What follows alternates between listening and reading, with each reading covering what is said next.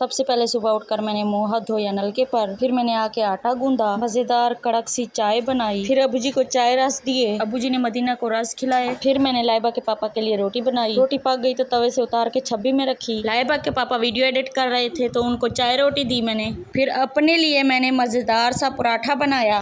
फिर मैंने दोपहर के लिए रोटियां पका के रखी। बच्चों ने कहा हमने चाय रस खाने हैं, लाइबा ने रस खाए। मोहम्मद जकरिया हंस रहा था, उसकी हंसी का फायदा उठाते हुए मैंने जल्दी जल्दी बड़ा कप चाय का उठा लिया ताकि मोहम्मद जकरिया ना उठा ले। रस बहुत प्यारे लग रहे थे। मैंने कहा रस खाती हूँ, लेकिन मैंने कहा नहीं, मैं पराठा खाती हूँ। रस खाऊंगी तो मेरा ब्लड प्रेशर लो हो जाएगा, फिर मुझसे काम कोई नहीं होगा। घर में आई थी रात को आंधी और घर का था ये हाल। घर का ये हाल देखकर मेरा भी हो गया बुरा हाल। आंधी ने समझा घर गंदा करके जा रही हूँ, लेकिन उसे क्या पता कि हम गाँव वाले हैं, हमारा तो दिन ही सफाई से शुरू होकर सफाई पर खत्म होता है।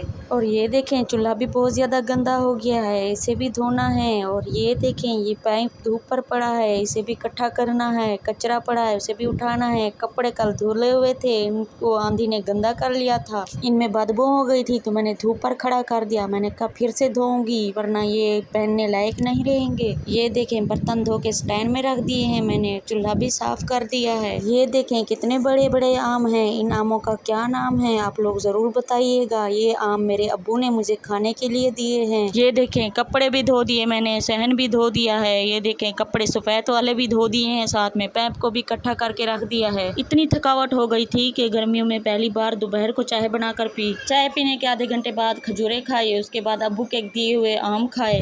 अगर आप लोगों को हमारी वीडियो अच्छी लगी है तो वीडियो को लाइक करें, शेयर करें, चैनल पर नए तो चैनल को सब्सक्राइब करें। इंशाल्लाह मिलते हैं अगली वीडियो तक। अल्लाह हाफिज़।